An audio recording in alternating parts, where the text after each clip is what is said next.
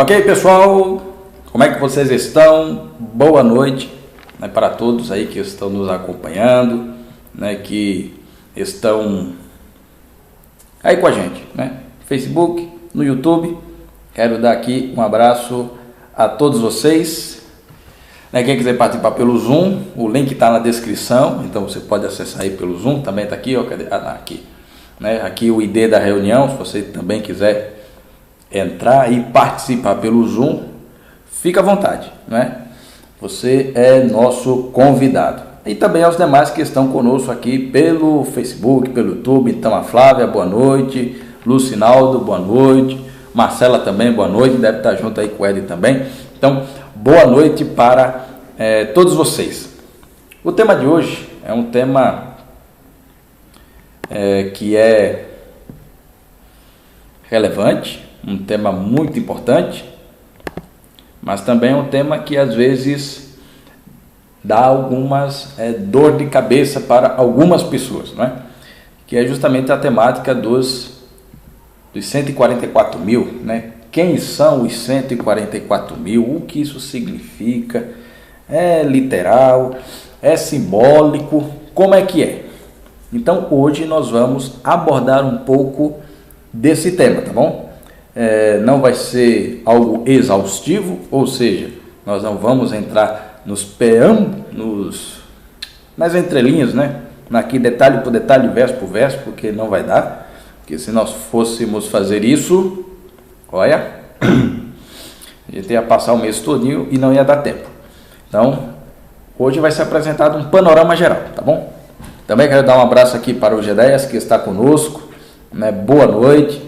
Né, sejam bem-vindos todos aí, né? E aí convido outras pessoas também, participem, interajam, porque é muito essencial a sua participação, porque hoje nós vamos ler alguns textos bíblicos que são chaves, ok? Eu já quero aqui saber mais ou menos, né, antes da oração, eu quero saber aqui a opinião de vocês no bate-papo, né? Quem são os 144 mil para você? Então, coloca aí nos comentários, né? Eu não sei qual é a sua posição. Então, quem são os 144 mil? É um número literal? É um número simbólico? É um grupo especial do tempo do fim? São judeus conversos? O que é que você acha, né? Porque hoje tem várias vertentes, né? Nós vamos falar algum pouco sobre isso. Então, primeiramente, vamos orar ao Senhor. Querido Deus, Pai amado, queremos agradecer a Ti por mais essa oportunidade que o Senhor nos concede de estarmos aqui, né, reunidos para aprender um pouco mais da Tua Palavra, para tirarmos dúvidas, para participarmos e principalmente para fortalecer a nossa fé mediante o estudo da Tua Palavra. Então, por favor, Senhor, pedimos a Tua direção nesse momento, esteja nos conduzindo hoje e sempre em nome de Jesus. Amém. Bem, bom, o irmão Antônio está aqui conosco pelo Zoom, então eu quero dar um abraço aqui ao irmão Antônio, que Deus abençoe, irmão Antônio. Agora eu vou, deixa eu colocar aqui o meu fone, né? Porque caso o irmão Antônio fale, aí eu escuto o que ele está falando, né? Então, vamos agora ir para o texto. Então pega aí a sua Bíblia, porque a sua Bíblia vai ser a sua arma, vai ser a sua ferramenta principal de hoje. Não vai ter projeção, né? Porque fica um pouco complicado, né? Transmitir, projetar junto aqui com o Zoom. Então vai ser tudo ao vivo aqui. Então pega aí a sua Bíblia e vamos para o livro do Apocalipse, capítulo 6. Primeiramente, essa expressão 144 mil, ela só vai aparecer 2 ou 3 vezes no livro do Apocalipse e só. Não aparece mais, né? Essa referência aos 144 mil. Então,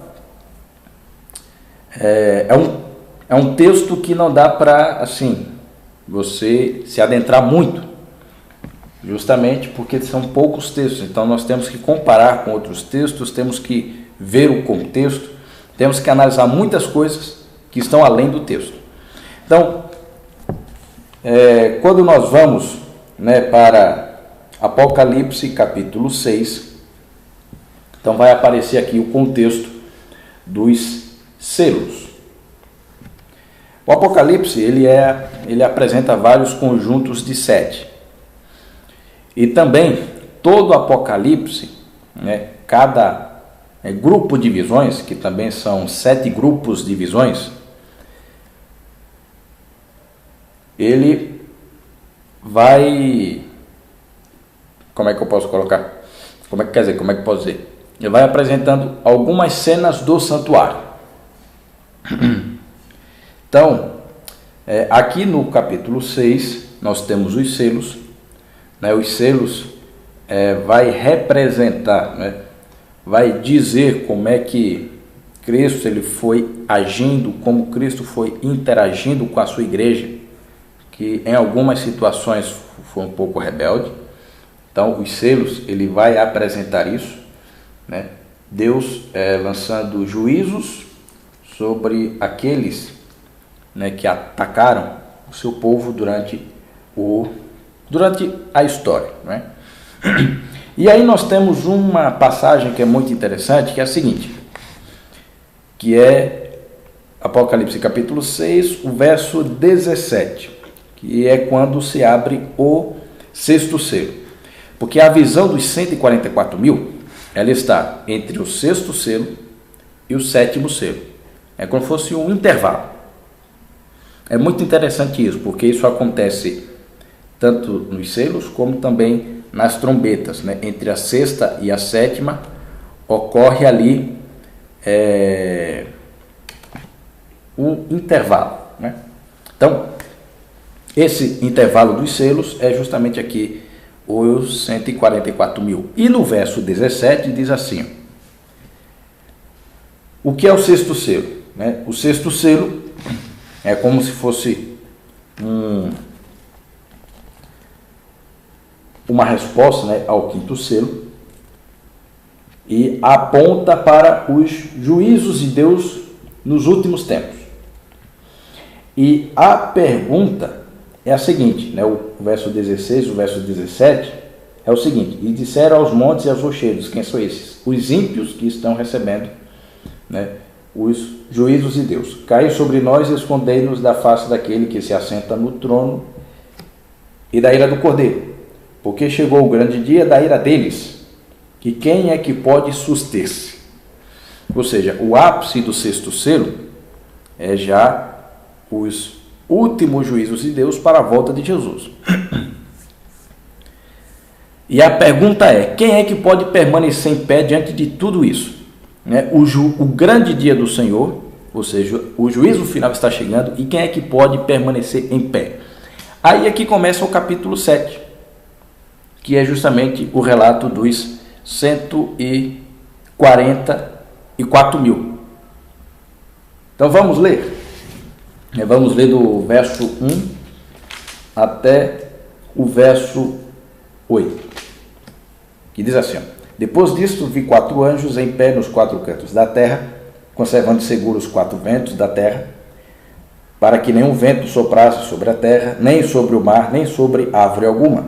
Vi outro anjo que subia do nascente do sol, tendo o selo do Deus vivo, e clamou em grande voz aos 4 anjos, aqueles aos quais foram dado fazer dano à terra e ao mar, dizendo: não danifiqueis nem a terra, nem o mar, nem as árvores, até selarmos na fronte os servos do nosso Deus.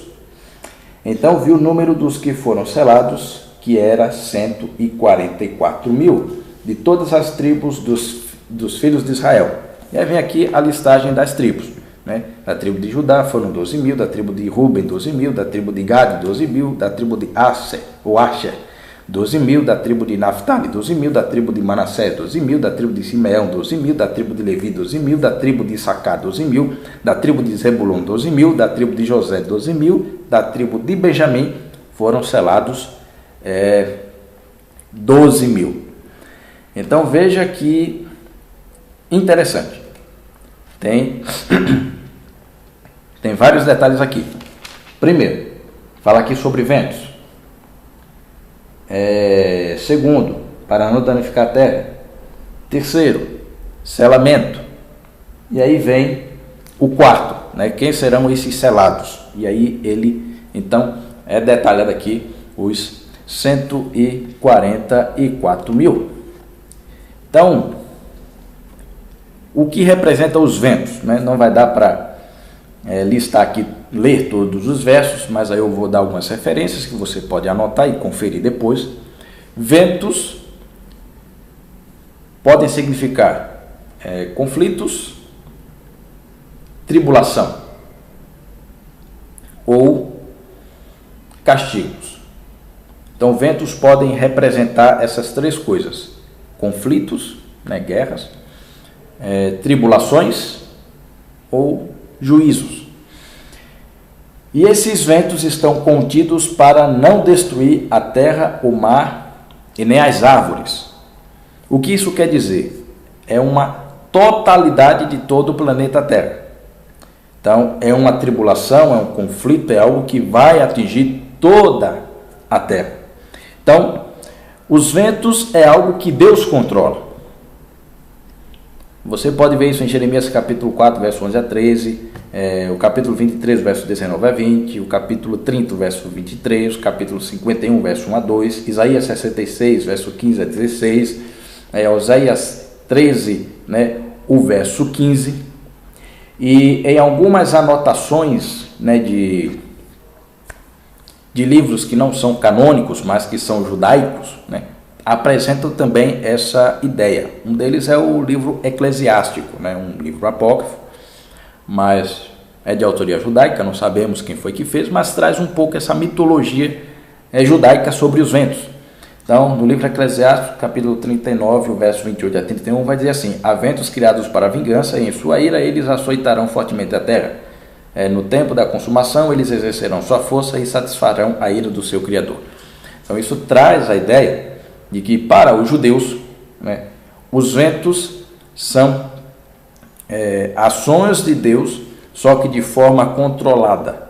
São destruições, são juízos de Deus, mas que Deus está controlando. E isso nós vamos ver algumas referências quando nós vamos para Apocalipse capítulo 16, que são as 7 pragas, Daniel capítulo 12, o verso 1, e até mesmo o Apocalipse capítulo 7, o verso 14, que aí é que nós vamos analisar um pouquinho mais para frente. Então, primeiro ponto, os ventos. O que são os ventos dentro desse contexto? É tribulação, juízo que Deus está controlando. Agora, o segundo ponto, selamento. Né? No verso 3 do capítulo 7 do livro do Apocalipse, diz bem assim: não danifiqueis nem a terra, nem o mar, nem as árvores, até selarmos na fronte os servos do nosso Deus.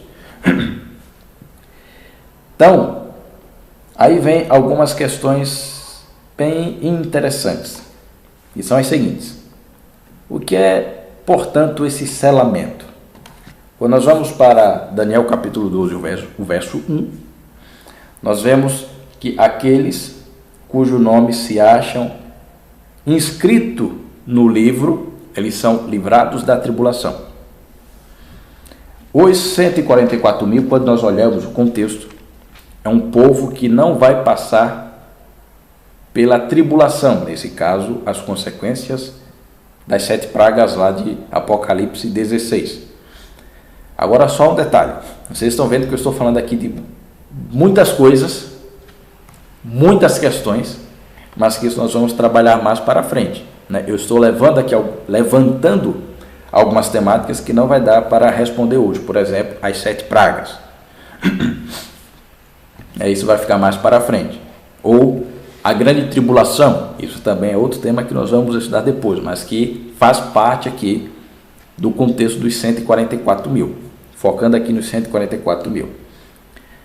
Então, quando o relato bíblico diz, né, Apocalipse 13, até selarmos na fronte, ou seja, é a confirmação daqueles que têm o livro, o seu nome inscrito no livro. Que livro é esse? Nós podemos pressupor que então é o livro da vida.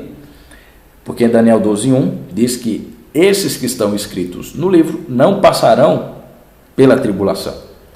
E quando nós lemos aqui o verso 2 e o verso 3 de Apocalipse 7, Deus está segurando os ventos, ou seja, segurando os seus juízos finais, a grande tribulação que vai atribular o mundo, enquanto não se completar o número dos selados. Então isso faz uma grande referência, um paralelo. O que é ser selado? É ter o seu nome inscrito no livro da vida. Quando nós vamos também para Apocalipse 16, o verso 2, que é o relato das pragas, ali o cenário dentro da estrutura do santuário dentro do Apocalipse é uma cena que ocorre após o dia da expiação, o Yom Kippur, o que nós, para adventistas, dentro do panorama profético, a expiação, ou seja, o juízo investigativo, iniciou em 1844. Quando se terminar esse período de juízo investigativo, é o que nós chamamos também de fechamento da porta da graça, então os salvos estarão selados, confirmados, e aqueles que não estão selados pelo selo de Deus vão sofrer os últimos juízos, que nesse caso são as 7 pragas, aqueles que possuem a marca da besta. E nós, em muitos estudos, nós já vimos sobre a questão do selo de Deus e sobre a marca da besta também. Deixa eu só... pronto, agora sim. É porque eu só estava vendo aqui os comentários do Facebook e do YouTube e eu não tinha ativado aqui a caixinha do bate-papo do Zoom, porque se alguém escrever aqui, aí eu vejo. Então veja, isso é só um panorama, apresentando aqui o panorama geral sobre a questão do selamento. Um aspecto do selamento é ter o seu nome confirmado, inscrito no livro. Então assim, os ventos destruidores, a grande tribulação, as pragas, apontam para os mesmos eventos e que ocorrem após o fechamento da porta da graça, que é a conclusão do selamento dos filhos de Deus. Só os que receberam o selo do Deus vivo serão preservados para não sofrerem. Isso tem um paralelo muito grande quando você vai para Ezequiel capítulo 9. Veja, não dá tempo de ler, então você tem que ir anotando. Ezequiel capítulo 9, o verso 1 até o verso 6, ali vai dizer algo muito interessante, que é o relato em que Deus vai julgar o seu povo. E esse relato faz referência então à destruição de Jerusalém, e Deus deixa bem claro que primeiro era necessário selar os servos fiéis para então vir o juízo de Deus. Aqui eu já estou dando a interpretação de Ezequiel 9, porque não é relatado dessa forma como eu estou dizendo. Ezequiel 9 tem toda uma linguagem simbólica. Só para ajudar aqui, eu vou ler aqui bem rapidamente. Ezequiel capítulo 9. E diz assim, então ouvi que gritava em alta voz, dizendo, chegai-vos vós, executores da cidade, cada um com sua arma destruidora na mão. Aqui é juízo. Eis que vinham 6 homens a caminho da porta superior, que olha para o norte, cada um com sua arma esmagadora na mão, e entre eles certo homem vestido de linho, com estojo de escrevidor à cintura. Entraram e se puseram junto ao altar de bronze. Aqui eles estão no pátio do santuário, a visão no pátio do santuário. A glória de Deus de Israel se levantou do querubim sobre o qual estava, indo até a entrada da casa, e o Senhor clamou ao homem vestido de linho, que tinha o estojo de escrevidor à cintura. O que é isso daqui? O que está acontecendo? Deixa eu explicar. No santuário terrestre, no lugar santíssimo, Santo dos Santos, tinha a Arca da Aliança, e em cima da Arca da Aliança tinha a tampa do propiciatório, e sobre essa tampa tinha 2 querubins. No meio dos querubins ficava ali a presença de Deus, o que é chamado de Shekinah. Então, o que é que Ezequiel está vendo? A presença de Deus está saindo do lugar santíssimo, que representa o trono de Deus, e aqui ele está indo para fora do santuário, representando que Deus estava deixando de governar o seu povo. Então, toda vez que Deus ele faz esse movimento, saindo do santuário, é sinal de que está vindo um juízo de Deus. E nesse caso aqui, de Ezequiel 9, é o juízo babilônico sobre o povo, né, de Jerusalém. E aí o verso 4 vai dizer, né, ele disse, passa pelo meio da cidade, pelo meio de Jerusalém, e marca com o sinal a testa dos homens que suspiram e gemem por causa de todas as abominações que se cometem no meio dela. Está vendo aqui o contexto de selamento? Deus está dizendo, olha, eu estou saindo, eu não vou mais permanecer no meio desse povo que é infiel, mas ainda há um povo especial que necessita ser preservado. Esse povo vocês devem marcar, né? Ele dando aqui ordem a essas pessoas, né, na visão. Uma pergunta aqui muito boa, já eu vou comentar. Até que se completasse. E aí o verso 5, o verso 6 vai dizer, olha, os que não receberam a marca, né, os que não foram selados, aí você pode acabar com a vida deles. Então, tem esse paralelo muito forte entre juízo e selamento de Ezequiel 9 com Apocalipse. Aqui Apocalipse 7 e também Apocalipse 16. E aí, continuando. O Felipe Araújo, ele fez uma pergunta aqui muito interessante, que é a seguinte: o selamento já começou ou devemos esperar até o decreto dominical? Muito interessante essa pergunta, já eu vou comentar aqui. E também aqui a Marcela perguntou, se Jesus quisesse voltar hoje, não teria 144 mil selados? Muito bom as perguntas. Então, aos pouquinhos nós vamos chegar lá. Primeiro, nós ainda estamos aqui na questão do... Como é que eu posso colocar? A questão aqui dos ventos e do selamento, né?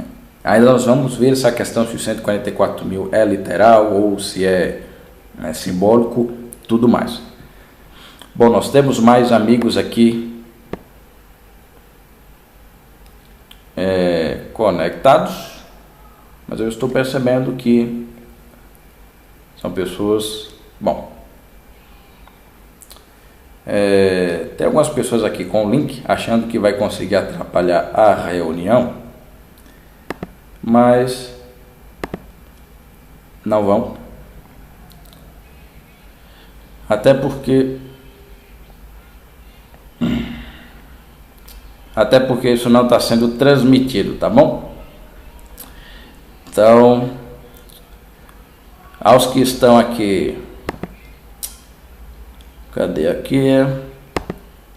Aos que estão aqui, eu vou só estou dando uma arrumada aqui que está no Zoom.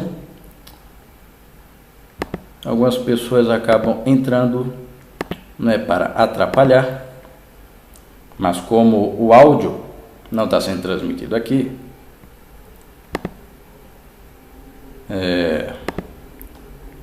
ok, prontinho. Quem está aqui no Zoom, eu peço perdão, né? Quem está aqui no Facebook, no YouTube, não viu nem escutou, então tranquilo. Só por uma questão aqui de segurança, vou aqui limitar o acesso do som. Ok, então continuando aqui, será que o selamento já começou ou ainda vai iniciar esse selamento, vamos continuar analisando aqui alguns textos. Então nós já vemos, só retomando aqui a linha de raciocínio, os ventos representam juízos, tribulação que Deus vai enviar, mas essa tribulação específica só vai ocorrer depois que Deus selar os 144 mil. Que logo após esse selamento, fecha-se a porta da graça, então se inicia os juízos de Deus. Agora vem a questão-chave. Os 144 mil são literais ou são simbólicos? Então vamos analisar aqui algumas questões. Primeiro, se nós atribuirmos que os 144 mil eles são literais, e principalmente relacionado aos judeus, porque tem uma teologia, tem uma linha de pensamento que interpreta o seguinte, que os 144 mil é referente ao número de judeus que vão aceitar o cristianismo nos últimos dias. Então, o número literal de judeus e que são membros de cada tribo. Tem muitos que pensam nessa teoria. E quem é que pensa muito nessa teoria? São os futuristas, são os dispensacionalistas, são aqueles de uma linha mais evangélica, de pentecostalismo. Então, os assembleanos pensam um pouco nisso, não muito, mas quem defende de muito mais essa ideia são o pessoal da Igreja Universal, pensa muito nisso.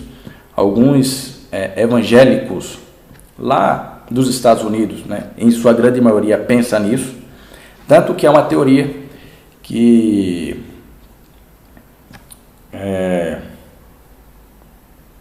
como é que eu posso colocar aqui? Dizer, há uma teoria que o templo de Jerusalém vai ser reconstruído, que eles chamam de terceiro templo, e que após a reconstrução desse templo, esse número exato vai aceitar novamente Jesus. Mas veja, depois da destruição de Jerusalém, não há mais registro das linhagens das tribos de Israel. A partir do ano 722, as tribos foram reduzidas apenas ao reinado de Judá, isso 722 a.C.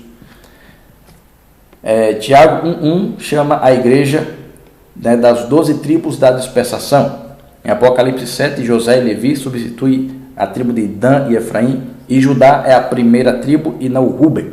Então, assim, quando nós olhamos essa questão, acreditar que os 144 mil são judeus literais que vão aceitar o cristianismo, não tem base. Esse daqui nós podemos descartar. Segundo, os 144 mil e a grande multidão. O que é a grande multidão? É o que vem a partir do verso 9 do capítulo 7. Se lê Apocalipse capítulo 7 a partir do verso 9, João aqui vai ter a visão de uma grande multidão. Então, assim, se pensa que os 144 mil e essa grande multidão são grupos diferentes, são grupos distintos. 144 mil é um e essa grande multidão é outra. Mas um dos nossos pioneiros, o Uriah Smith, ele aponta que no verso 14 e verso 15, aqui de Apocalipse 7, volta os 144 mil que estão diante do trono. E dentro do contexto de Apocalipse 6, 7, não favorece uma distinção entre os dois grupos. Então, é um grupo geral. O que nós podemos pressupor de uma maneira assim, mais assertiva com relação a esse número é que essa referência a 144 mil quer dizer uma unidade militar. Como assim? É uma unidade militar básica, 12 vezes 12 vezes 1000. Então, quando nós vamos para Números, capítulo 1, verso 16, capítulo 10, verso 4, capítulo 31, verso 4 e 6, 1 Samuel 8, 12, 18, 13, 22, o verso 7, se percebe que quando ia se montar os batalhões militares de Israel, os números, né, de cada combatente de cada tribo era equivalente, tinha uma equivalência numérica, né? Então, os 144 mil, o mais correto nós avaliarmos e pensarmos é que aponta para uma unidade militar de Cristo para a última batalha, para a batalha final. Então, a Flávia colocou uma pergunta aqui: os 144 mil poderiam ser os mártires que morreram em nome de Jesus? Nós não podemos colocar isso, porque em nenhum momento, né, na visão diz que esses 144 mil são mortos, né, eles são bem vivos. Então, os mártires é um outro grupo, né? Aqui, os 144 mil são pessoas vivas. Agora, com relação ao selamento, né, que o nosso amigo Felipe, ele colocou aqui. O selamento, ele começou, nós podemos colocar aqui, né, o selamento ele começa desde que iniciou o tempo do fim. Então, cronologicamente dentro da profecia, quando se inicia o tempo do fim? A partir de 1844. Então, a partir de 1844 já começou o selamento, né, do povo de Deus. É por isso que se apela, né, que o momento para se tomar a decisão com Cristo é hoje. Então, esperar até o decreto dominical, isso é muito perigoso. E aqui tem um outro tema aqui, né? Decreto dominical, o que é isso? Nós também vamos falar sobre isso, né? Tem muito tema aqui, né, mas nós temos que ir aos poucos. E quando nós analisamos isso, então nós podemos fazer um paralelo, né, comprovar que esse grupo dos 144 mil também é o mesmo grupo da grande multidão a partir do verso 9. E vamos ver esse paralelo. Porque nós lemos, né, do verso 1 até o verso 8. Agora vamos ler aqui do verso 9 até o verso 17, né, de Apocalipse capítulo 7. Diz assim: depois destas coisas vi e eis grande multidão, que ninguém podia enumerar, de todas as nações, tribos, povos e línguas, em pé diante do trono e diante do Cordeiro, vestidos de vestiduras brancas, com palmas nas mãos, e clamavam em grande voz, dizendo: ao nosso Deus que se assenta no trono, e ao Cordeiro pertence a salvação. Todos os anjos estavam de pé, rodeando o trono, os anciãos e os 4 seres viventes, e ante o trono se prostraram sobre o seu rosto e adoraram a Deus, dizendo: Amém. O louvor e a glória, a sabedoria e as ações de graças e a honra e o poder e a força seja o nosso Deus pelos séculos dos séculos. Um dos anciãos tomou a palavra, dizendo: estes que se vestem de vestiduras brancas, quem são e de onde vieram? Respondi-lhe: meu Senhor, tu sabes. Ele então me disse: são estes os que vêm da grande tribulação. Então veja, o primeiro paralelo, né, que nós podemos colocar aqui é que nos versos anteriores Deus está dizendo que tinha que selar os seus fiéis antes da tribulação, né, antes dos ventos serem soltos. E aqui o verso 14 está respondendo: olha, esses aqui são os que vêm da grande tribulação, lavaram suas vestiduras e alvejaram no sangue do Cordeiro. Ou seja, o que é ter a sua vestidura lavada, ter a sua vestidura alvejada no sangue do Cordeiro? É equivalente a você ter o seu nome escrito no livro dos céus, equivalente a você ser selado por Deus. Então, nós já vemos aqui um paralelo. O verso 15 vai dizer: razão porque se acham diante do trono de Deus e servem de dia e de noite no seu santuário, e aquele que se assenta no trono estenderá sobre eles o seu tabernáculo, jamais terão fome, nunca mais terão sede, não cairá sobre eles o sol, nem ardor algum, pois o Cordeiro que se encontra no meio do trono os apacentará e os guiará para as fontes de água da vida, e Deus lhes enxugará dos olhos toda lágrima. Aqui já é o contexto do céu, né? Quando é que se repete a expressão, e Deus lhes enxugará dos olhos toda lágrima? Quando é que isso repete aqui no livro do Apocalipse? Apocalipse capítulo 21, capítulo 22. Quando a Nova Jerusalém desce, dentre tantas promessas, diz ali, já não haverá nem morte, nem pranto, nem dor, porque as primeiras coisas já passaram, e lhes enxugará dos olhos toda lágrima. Então, quando nós vemos aqui esses paralelos, nós temos alguns vislumbres de que esses 144 mil e essa grande multidão é o mesmo grupo. Então, os paralelos, os ventos da tribulação têm paralelo com grande tribulação, 4 cantos da terra têm paralelo, né, de todas as nações, né, que é o verso 9, né, poder numerar de todas as nações, tribos, povos e línguas. 144 mil, nós podemos fazer o paralelo com grande multidão. Tribos de Israel, aqui está falando de toda a terra, e selo do Deus vivo, então lavar-se no sangue do Cordeiro. E aí nós podemos enumerar outros paralelos, né? Apocalipse 7:9, tem ali grande multidão diante do Cordeiro, diante do trono e adoração.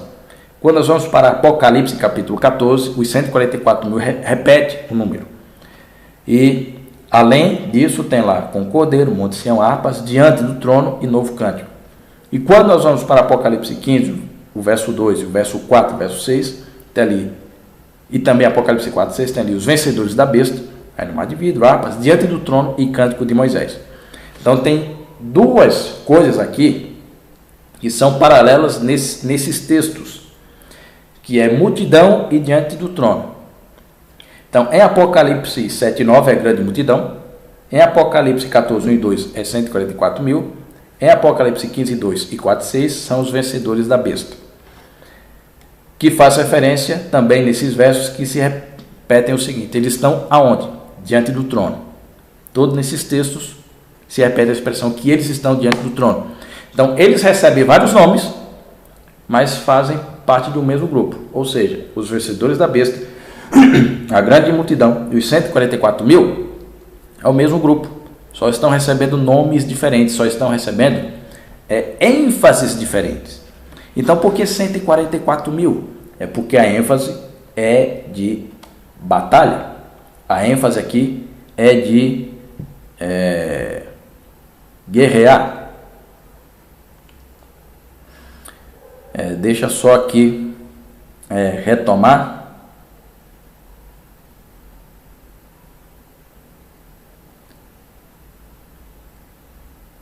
Felipe aqui colocou uma outra pergunta que vai ser respondida um pouco mais para frente. Tá bom, Felipe? Agora, avançando aqui um pouquinho. Com relação ao selo de Deus, né, o selamento.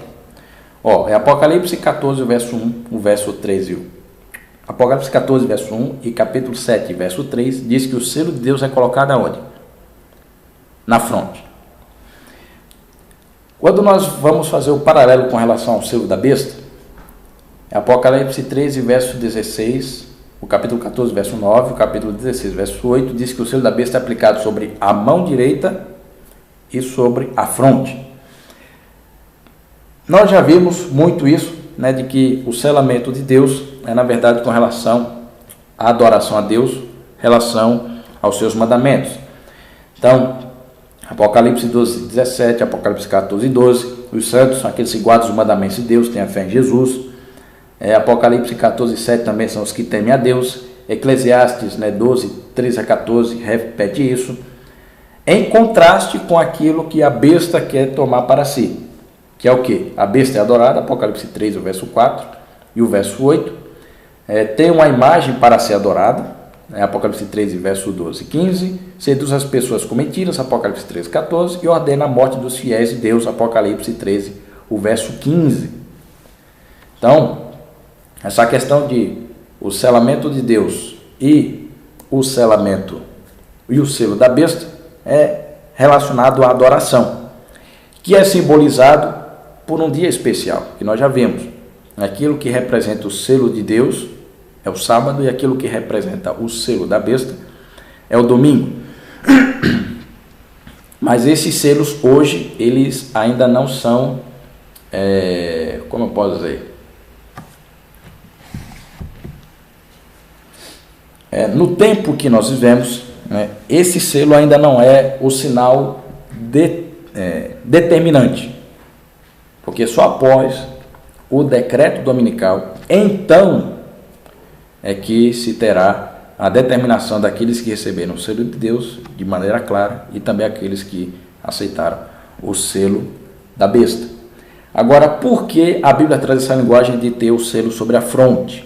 Quando nós vamos para Deuteronômio capítulo 6, verso 8, diz ali: após repartir a lei, Deus ordenou estas palavras, os mandamentos, o decálogo, que hoje te ordeno estarão no teu coração, e também atarás como sinal na tua mão, e serão por frontal entre os olhos.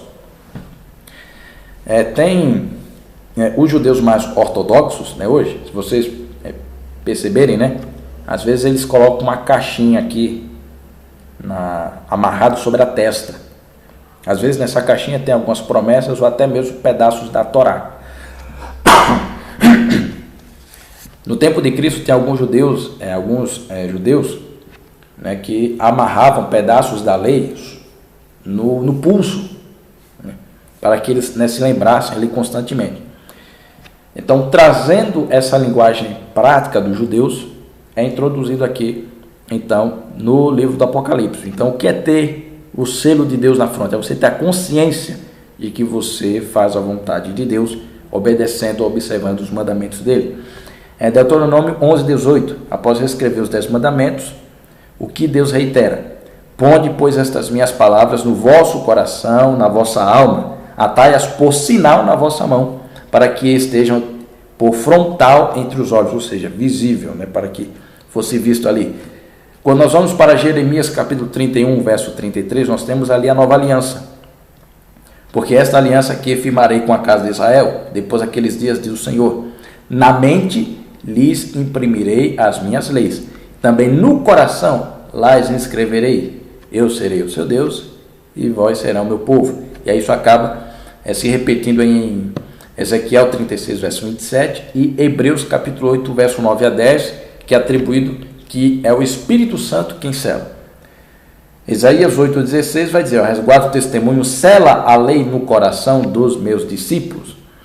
E também nós temos essa linguagem no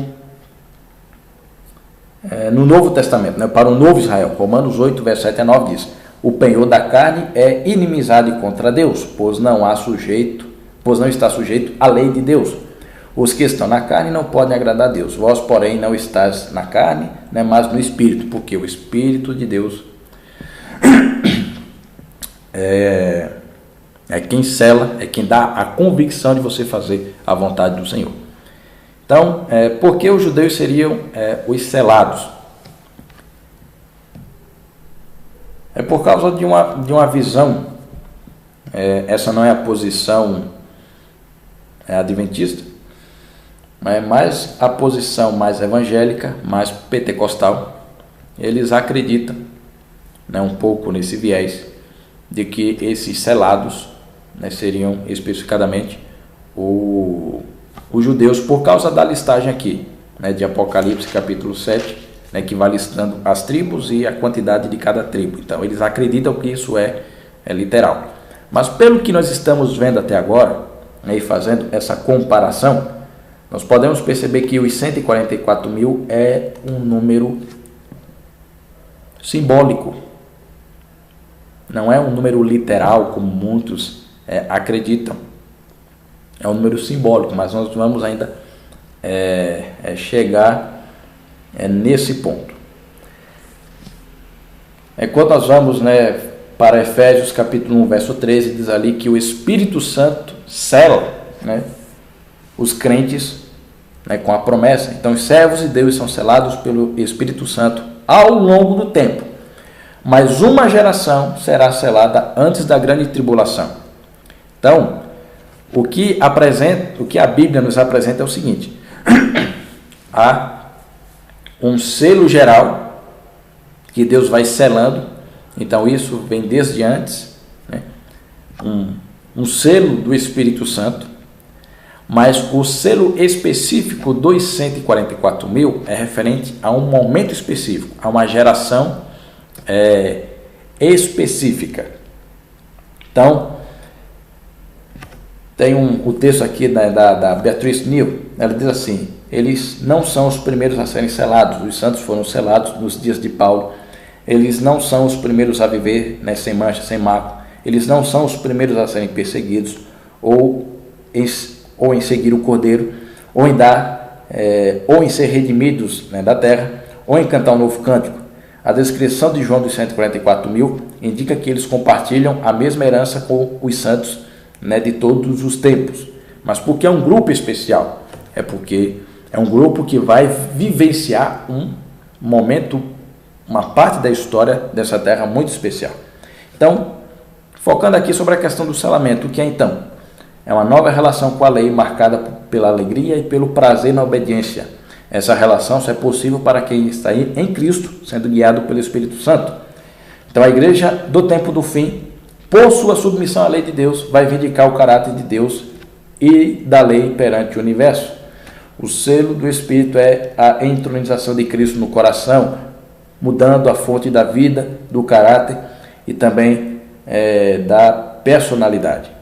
E aí isso fica bem claro quando nós vamos para Salmo 119 e analisamos ali alguns versos. O verso 11 diz: escondi a tua palavra no meu coração para não pecar contra ti. O verso 16: terei prazer nos teus decretos, não me esquecerei da tua palavra. O verso 58: imploro a tua graça, compadece-me de mim segundo a tua palavra. Então, isso vai se repetindo muito ao longo dos tempos. E a irmã White, ela deixa bem claro, né? Não é um selo ou marca que pode ser visto, mas a consolidação na verdade, tanto intelectual como espiritualmente, de modo que não possam ser abalados. Os eleitos recebem o puro sinal da verdade, neles gravado pelo poder do Espírito Santo. Então, o selamento é uma questão muito importante. É justamente a convicção da verdade no seu coração, a convicção da verdade bíblica e a convicção de fazer a vontade de Deus. E essa convicção, ela não é abalada por filosofia ou por pensamentos humanos. E aí vem uma pergunta: selados pelo Espírito Santo, o selo não é o sábado?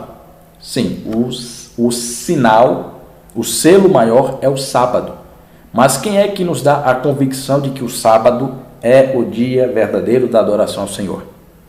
Quem é que nos dá a convicção de que nós devemos fazer por amor, guardar por amor a lei de Deus? Quem é que dá essa convicção no nosso coração? É o Espírito Santo. Não é a minha voz, não são os meus argumentos. É por meio do estudo da palavra.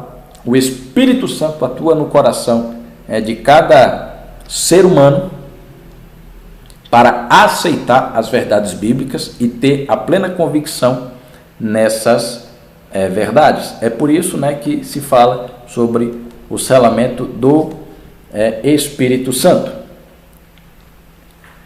Agora, de fato, quem são os 144 mil, quando nós analisamos tudo isso? Vamos aqui para Apocalipse capítulo 14.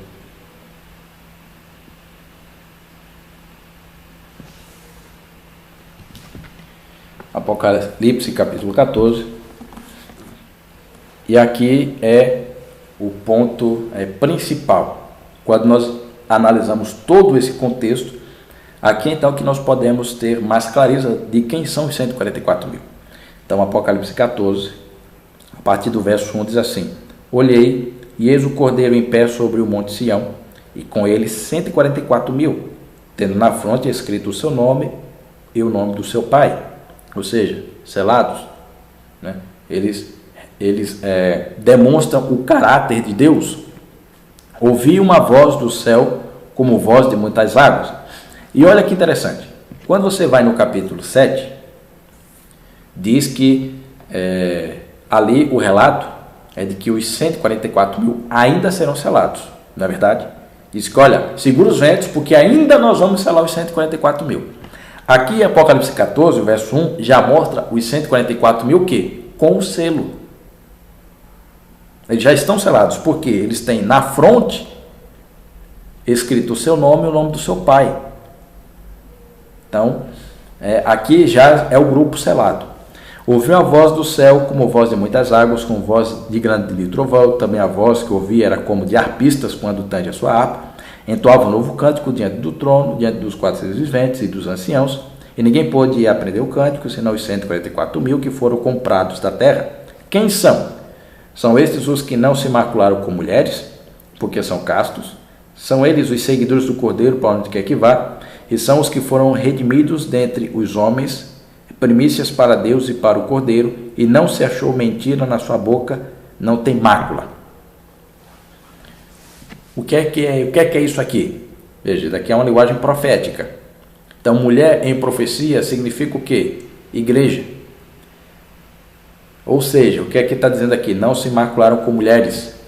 Eles, os 144 mil, são aqueles que não são ludibriados por falsas doutrinas ou por falsos ensinamentos. Eles não são contaminados pela doutrina de Babilônia, que aqui é representado pela besta, e no capítulo 17, pela mulher sentada sobre o dragão. Eles são castos, ou seja, eles são firmes, eles são fiéis seguidores de Jesus. Eles não se macularam com falsas doutrinas. Também tem um outro ponto interessante, eles não têm mentira. Ou seja, e qual é a grande mentira aqui? É você defender a Babilônia, né?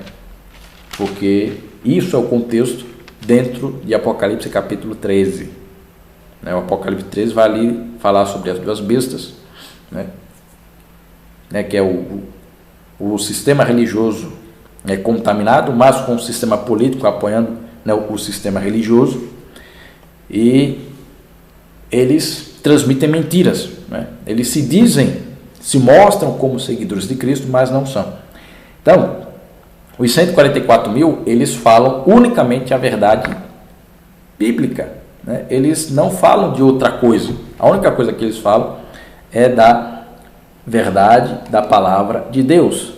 Então, em outras palavras, né, depois de tantos textos e depois de tantas coisas, o que é que nós podemos responder sobre quem são os 144 mil? Primeiro, é o número simbólico, não é o número literal. Segundo, não é de apenas um povo específico, é de todas as nações. Terceiro, é um povo que vai viver os últimos momentos dessa terra. É um grupo que vai passar pelos últimos momentos dessa terra, ou seja, desde o fechamento da porta da graça até a volta de Jesus. E esse povo são os que permanecem fiéis unicamente a Deus e que falam as verdadeiras mensagens que estão na palavra de Deus. Diante de tudo isso, hoje, ainda de maneira clara, nós não sabemos quem é esse povo. Por quê? Só vai ser verdadeiramente revelado quando se fechar a porta da graça e vier então o decreto dominical.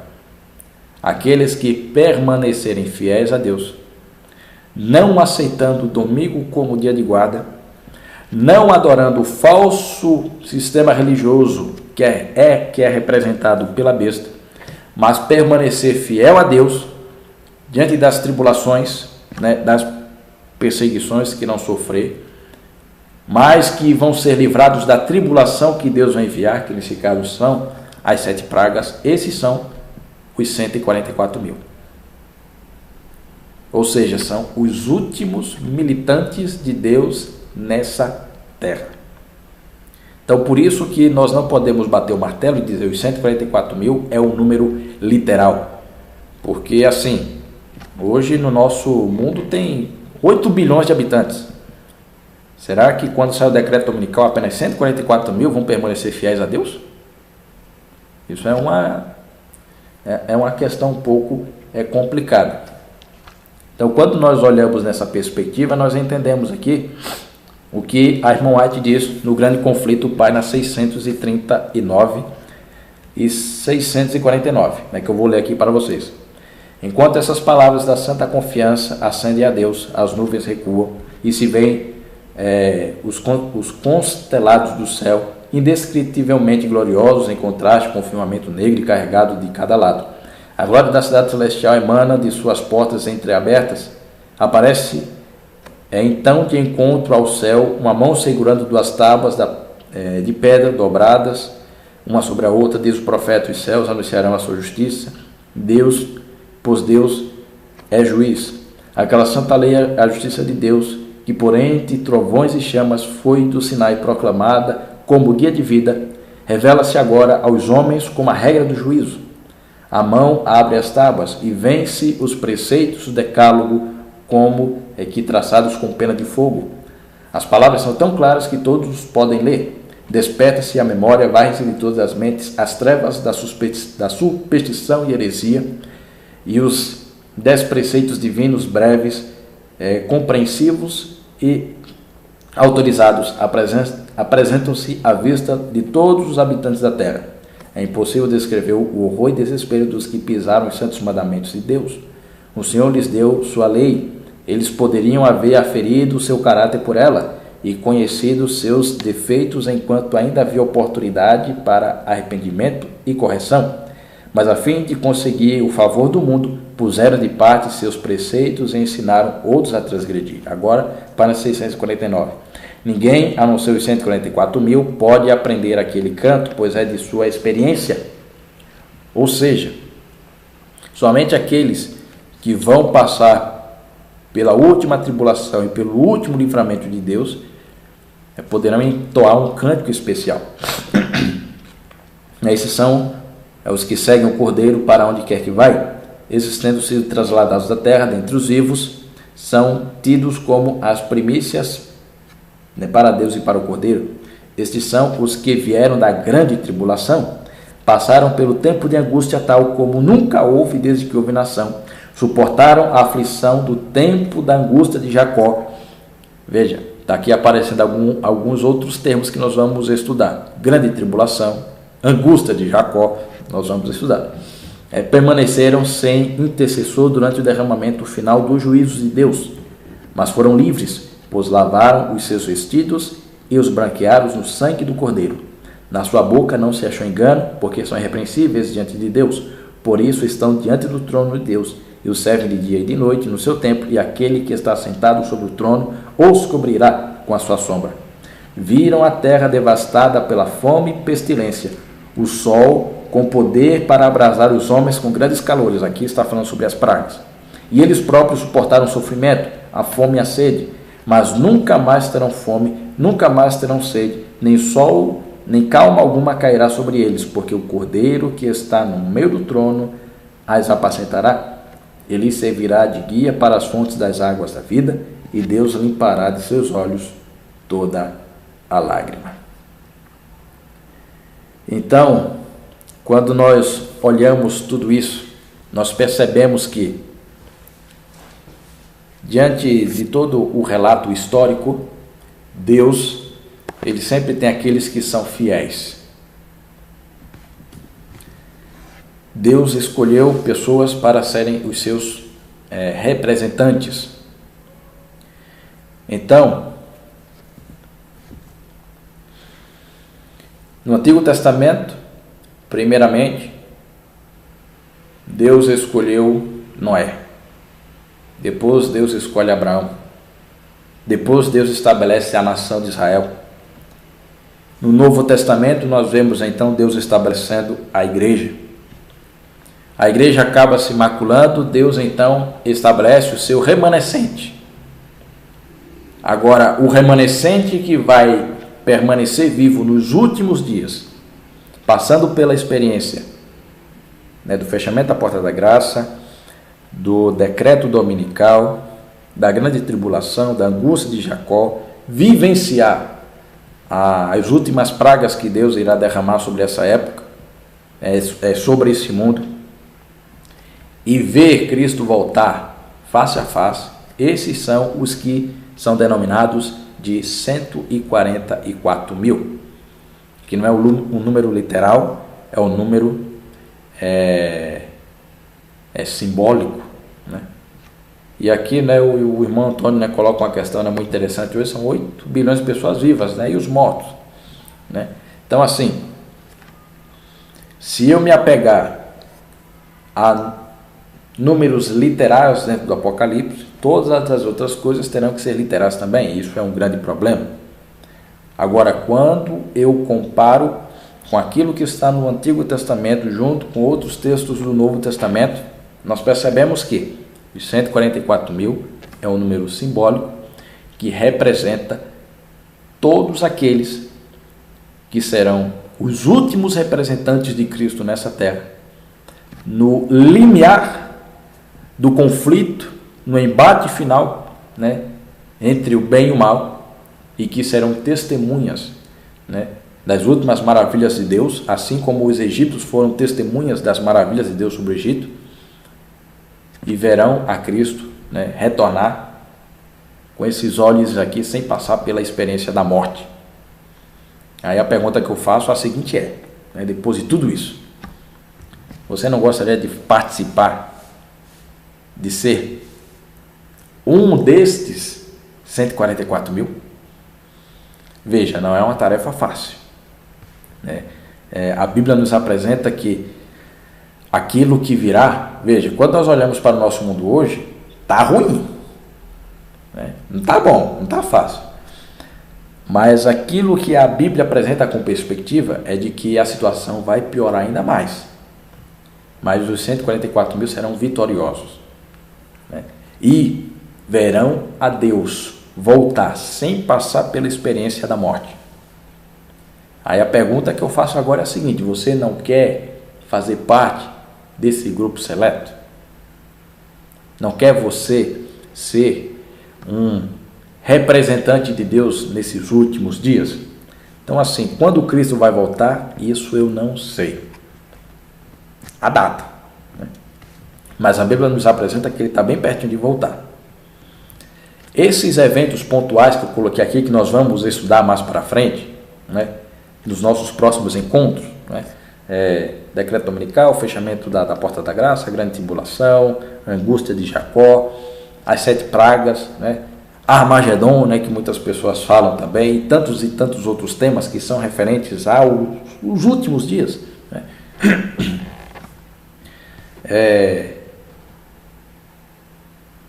Isso está próximo de acontecer. Deus é quem sabe a data. O que Ele nos revela em Sua palavra são os eventos para estarmos prontos para isso.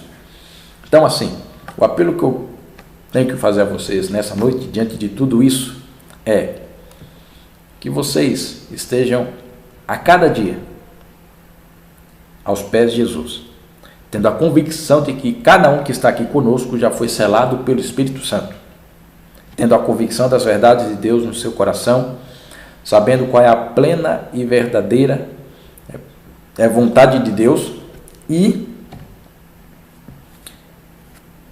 que você quer se encontrar com Jesus.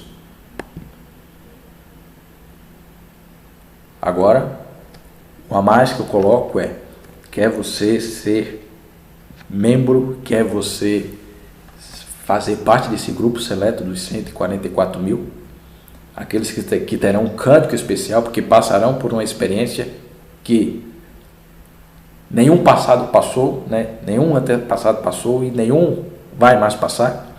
Bom, eu anseio muito. Não vai ser fácil, mas pedindo força a Deus, eu quero ser um destes 144 mil. Quer você também?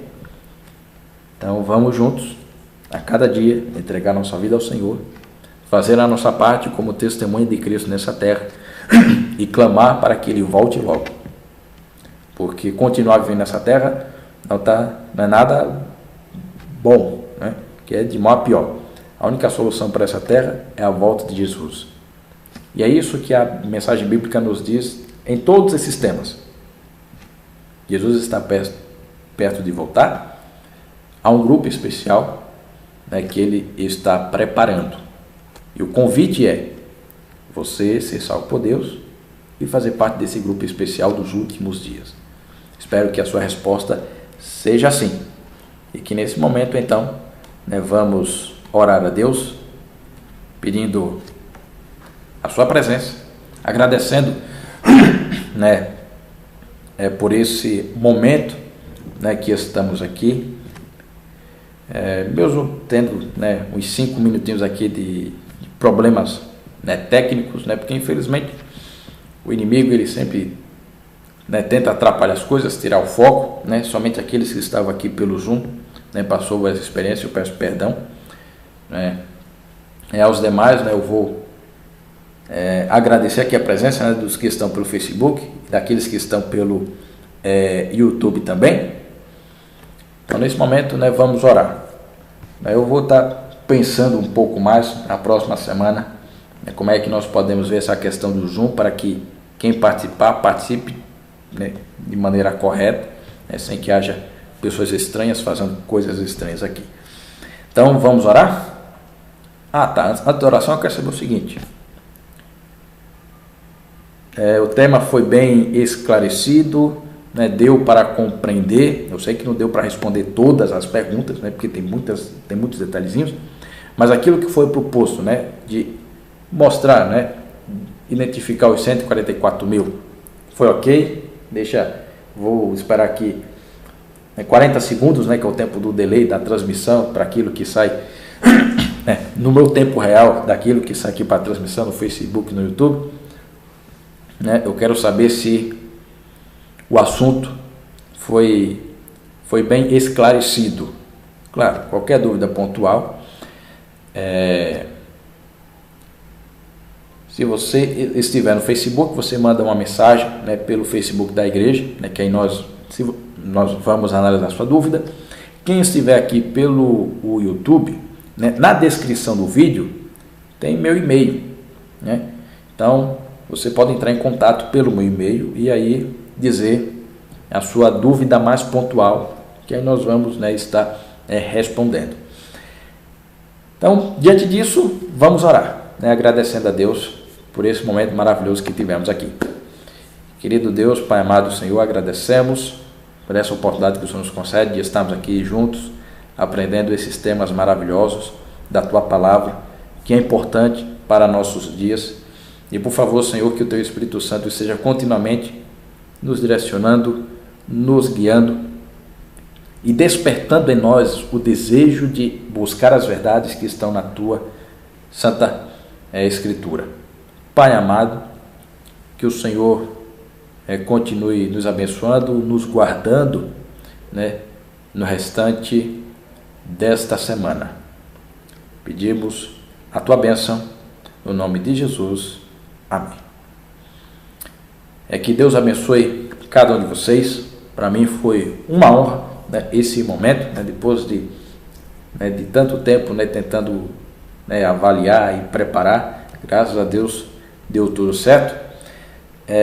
Na próxima semana eu ainda estou pensando qual é o tema, porque são muitos, né, então até domingo que vem vocês saberão o tema, né. Quem quiser dar alguma sugestão, então quem tem meu número, né, manda aí pelo WhatsApp, ou senão você pode mandar aqui, né, pelo Facebook, né, alguma sugestão relacionada a temas proféticos, né. Eu tenho aqui mais de 16 temas, né, para nós aprendermos. Depois, quem sabe, eu posso fazer uma enquete lá no Facebook, né, e no Instagram também, para ver qual é o tema, né, que nós podemos estudar, né, ser explanado no nosso próximo encontro, tá bom?